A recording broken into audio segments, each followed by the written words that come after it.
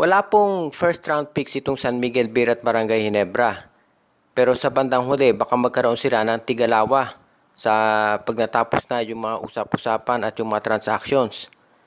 Sa ngayon kasi nakikita natin dito, inilabas na yung official order dito sa darating na PBA draft. At ang terafirma ang number 1 at sila din ang pang number 12. Ang Northport dalawa din yung draft picks nila, pang number 5 at pang number 11. Alam naman kasi natin ang istorya nitong terafirma at Northport Batang Pier. Kung titignan natin yung lineup nila, karamihan dyan mga players ng San Miguel at Barangay Ginebra. So ang tingin ng karamihan, baka ang gawin na lang ng terafirma at Northport, ipamigay yung mga draft picks nila dito sa San Miguel o kaya Barangay Ginebra. Hindi ibig sabihin na ite-trade nila yung kanilang mga picks. Pero posible sila mag-draft do sa player tapos after a few months o baka kaagad-agad ay ipamigay na. Tandaan natin ganyan ang ginawa dito kay Jeremiah Gray. Pagkatapos si draft ng terafirma ay ibinigay kaagad sa Barangay Ginebra kapalit ni Brian Enriquez at Juan Gomez de Leaño. Si de Leaño nasa abroad na at itong si Enriquez hindi naman nagagamit nitong terafirma. At syempre alam na natin ang Northport ganun din ang ginawa dito kay Jamie Malonzo at ang terafirma kay Christian Stan Hardinger at kay CJ Perez na pinamigay sa San Miguel Beer. So wag na tayong magtaka na kahit walang first round picks, itong Barangay Ginebra at ang San Miguel, baka sa bandang huli ay sila ay magkaroon ng apat. Tigalawa sila mula sa terafirma at Magnolia at Northport. Ngayon, baka magtanong kayo bakit ang Magnolia hindi kasama dyan? Well, kung pagbabasihan naman natin talaga nangyayari, hindi naman talaga sinasama ang Magnolia sa mga ganitong transactions. At usually, pag ganitong mga trades involving terafirma at Northport, ang nakikinabang dyan palagi ay ang San Miguel Beer at itong Barangay Ginebra. Sa ngayon, itong Magnolia Chicken Templados ay mukhang magdadagdag pa raw ng isa pang big man. Kung inyong matatandaan, ito si Joseph Eriobo ay kasama do sa kanilang 3-on-3 lineup. Itinaas nila dito sa kanilang PBA 5-on-5. At ang latest na report ngayon na lumalabas ay binigyan na raw ito ng kontrata for the full season. Ibig niya sabihin, dalawang conference ngayon ng season natin. So, dalawang conference guaranteed ang kontrata nitong si Joseph Eriobo. Siyempre, magiging magandang balita yan para dito kay Eriobo dahil actually for a while nawala ito sa PBA at marami nagtaka dahil mahusay naman to na small forward. At kung kinakailangan nga, pwede rin ito mag-power forward kahit sabihin pa natin na undersize siya ngayon. Pero kung small forward, pwede ito si Joseph Eriobo at madadagdagan ng lakas at tangkad yung front court nitong Magnolia Chicken Templados. Sa matagal na panahon, alam natin ang Magnolia naging problema talaga yung big men. Pero ngayon nag-improve na yung laro ni James Laput. Plus, nandyan pa ito si Ian Sanggalang nagbabalik. Nandyan na rin si Abu Tratter at David Morel. At ngayon, idadagdag mo pa ito si Joseph Eriobo. So, kumbaga, mukhang nagkakaroon na talaga sila ng sabihin na nating pag-aayos doon sa kanilang front court at hindi na nila magiging problema yung size kapag nakikipagtapat dito sa San Miguel, Ginebra at yung iba pang mga koponan na may malalaking import. So, mukhang magiging maganda talaga ang sitwasyon itong Magnolia at kahit sabihin pa natin na yung mga laro doon sa PBA on Tour Exhibition Games, nakita naman natin na buo talaga yung chemistry ng koponan at magiging magandang balita yan para dito sa, of course, kay Coach Chito Victorero dahil, of course, alam naman natin marami ng mga fans ay medyo naiinip at hindi na nagugustuhan ang Magnolia ay palaging hanggang semis na lang. So dahil ngayong buo na yung front court ang Magnolia, contender na sila. Habang itong Magnolia at yung ibang mga teams ay nagpapatangkad to sa kanilang lineup dahil syempre alam naman natin sa basketball sabi nga nila height is might.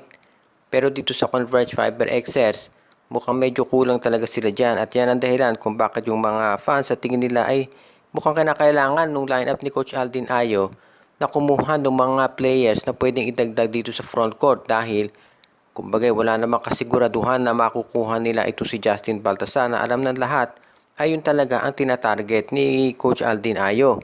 Kasi kung titignan natin yung lineup nitong Converge, parang kulang talaga sila dito sa big men. Ang pinaka big man na talaga nila of course si Justin Arana na 6'7 at itong si Jay Ambohot na 6'7 din. Pero si Ambohot outside ang laro niyan. Meron pa sila itong si Keith Saldivar pero hindi naman umaasa ang marami na ito ay magagamit talaga.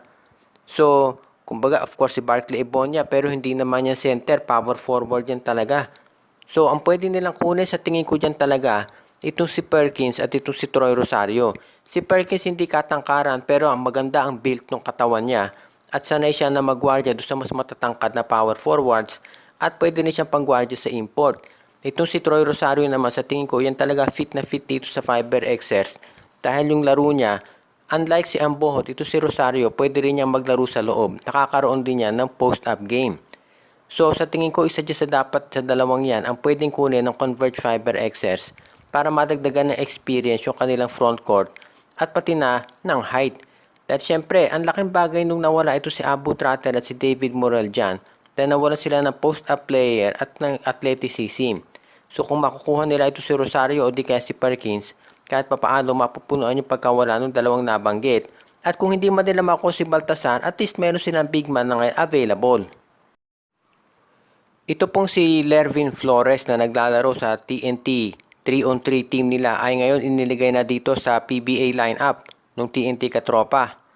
Sinabi ni Coach Jojo Lastimosa na kaya nila kinuha si Flores dahil kulang nga sila sa big men ngayon dahil wala si Poy Eram. At sinabi rin niya na sa kanyang pagkakaalam ay hindi sila interesadong kunin ito si Brandon Roser. Pero baka naman ang posibleng mangyari dyan syempre ay itong si Flores ay gamiting trade asset nitong TNT Tropang Giga. For example, baka i-trade nila ito si Marcelo at itong si Flores dito sa Blackwater Bossing para naman ang Blackwater ibibigay yung kanilang first round pick dito sa NLEX at ang NLEX naman ibibigay na itong si Brandon Roser dito sa TNT. Kung inyong magugunita, sinabi ni NLEX Coach Frankie Lim na mag-overhaul o magre-revamp sila ng lineup dahil gusto raw nila magpalakas. At baka masama doon sa revamp ito si Brandon Roser at mapunta na dito sa TNT Tropang Giga. Kahit pa itinatanggi ni Coach Lastimosa na hindi raw nila kukunin ito si Roser, alam naman natin na syempre pagdating sa PBA, yung mga teams ay tumatanggi talaga kapag nababanggit yung mga trade. Pero alam naman natin na usually nangyayari yan. Kay James Yap, tinanggi nila na ite-trade. Nakita natin, nangyari din. Si Coach Leo Austria nga, in-interview pa noon, sinabi hindi raw nila ite-trade si Stan Hardinger. Pero nakita natin na sa bandang huli, ganun din. Itong si Jericho Cruz, Raymond Almasan, si Stanley Pringle, Terence Romeo. Ang dami na nating narinig ng mga players na sinasabi ng mga coaches, ng mga team owners na hindi ite-trade. Pero sa bandang huli ay pinamigay rin. So, wag na tayo magtaka kung ito si Brandon Rosa talaga ay mapunta dito sa TNT Tropang Giga sa bandang huli. Dahil kinakailangan nila talaga ng big men.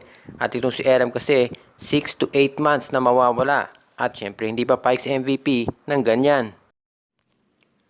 Shout out kay Renato, Marcia, Renren, Enday, Linlin at Junjun Dineros, Rudy Camigin Jr., Jamal Andes Family, Jen Parman, Edia Garcia, Jonathan Eloso, Toto Mamon, Rosemary Ginelo, Margo at Gabriel Ugteyang, kay John Mark Cantos, Donel Santiago, Jason Mendoza, pinabati din natin si Andrew Anyosa, Admond de Guzman, Enrico at Presi Angsioco, Dexter Domer, Judy, Edwina, Shaina, Carl Jaira at Jonah Villarosa, RG Bueno at Dalina Family, Edwin Carmona Jr., Ireneo Salangsang Family, Anthony Alon, si Reden, Elena, Laila at Bonbon Lansang, Rico Olarte, Dionisio Mercado, Edwin Carmona Jr., OG, Len Gio at Gia Santillana at Tagle Family, Brian Andres, Carlito Bolima, Joseph Pineda, John Patrick Abreya, Jordan at John Ray D. Malanta at Sid Maria,